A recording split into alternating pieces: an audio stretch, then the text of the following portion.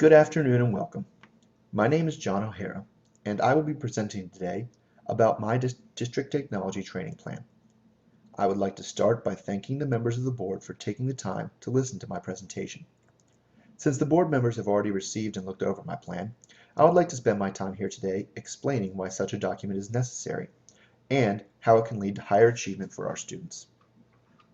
The oldest students currently enrolled in Prince George's County Public Schools were born in 1996. This means that most of them barely remember the time of dial-up internet, let alone a time before computers or cable television. Our students are growing up in a world saturated with technology. They will need to have strong technological skills no matter what they choose for their future. Fortunately for us, we are also entering an exciting time when we are starting to make great strides in using technology to teach all students, instead of just teaching technology as its own subject.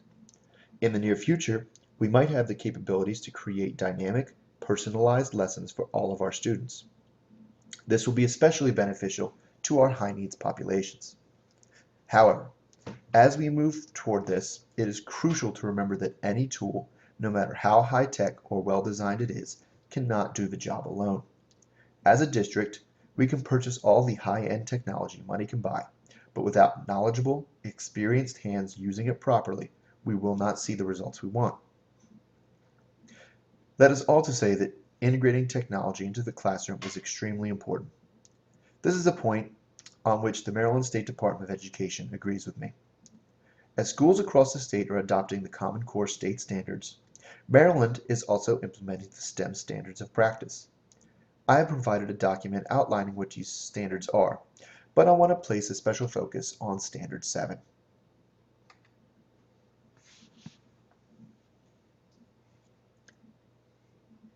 Standard 7 stresses that we should be helping students how to learn how to find and use appropriate technology to solve complex problems. Quite simply, this is exactly what my district technology training plan is asking teachers to do. We are faced with an extremely complex problem: to provide a quality education to make every student college and career ready when they walk out of our doors. Shouldn't we as teachers be utilizing the very skills we are trying to teach our students? The Maryland State Department of Education is not the only group that agrees with me on the importance of using technology effectively. I've also included in your supplemental materials a copy of the 2014 Prince George's County Strategic Plan Survey results. This survey is input from all different stakeholders, including staff, parents, and business partners. One of the 5 significant challenges is keeping up with technology. Additionally, each and every one of the 5 definitions of student success can be improved by the effective use of technology. Clearly, having teachers that have the resources and ability to seamlessly incorporate technology into their classrooms is an important part of the future of our schools and our students. But how well equipped are our students right now? Teachers, I'm sorry. To answer this question, let's look at the Tell Maryland survey, which is included in your packet. The Tell Maryland survey is a survey given biannually to all teachers in the state. The results of the survey are reported with both statewide and district level data. The latest Tell survey, from where I collected this data, is from 2013. You can peruse the entire survey at your leisure, but I wanted to highlight a few questions that are of note here. These are the results from question 1B. As you can see, most teachers, about 68%, feel that they have adequate access to instructional technology. Well, I certainly hope that number goes up. Ideally, it should be 100%. We do see that access to technology is not the biggest impediment for teachers to incorporate technology into their lessons. Much more disconcerting is what we find in questions 8.2 and 8.3. Looking at question 8.2, we see that 68% of teachers want more professional development on integrating technology into instruction.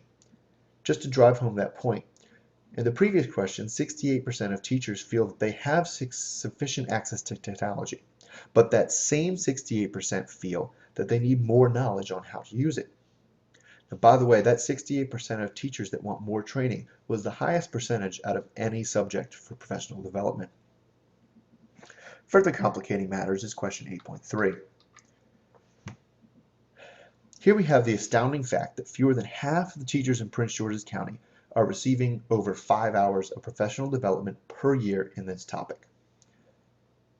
So, we are faced with an important and complex issue that is not well understood by teachers, but is also not part of our teachers' ongoing training. Something needs to change. My proposal for the district technology training plan sits on 3 pillars. The first is that capacity in the building is decentralized.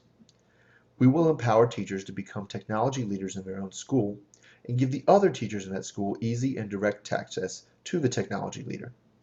The situation that exists now proves that having a development performed formally through classes and sessions is not going to give our teachers the knowledge they need. Additionally, this decentralized version of training would lead to a more collaborative culture for technology use in a school. We want teachers to try new things and to help their colleagues adapt those things to different classrooms and subjects. We need to move away from the idea that technology can only be learned and implemented with the blessing of experts. Finally, my plan focuses on using technology instructionally. This means that we should be using technology with the students, not to analyze the students or to enter their grades. Technology also should be used to help students learn the language arts, social studies, or world language, rather than just using technology for its own sake. So I'd like to again thank the board for their time this afternoon and open the floor for questions regarding the need for a technology training plan or regarding the specifics of the plan that I have proposed.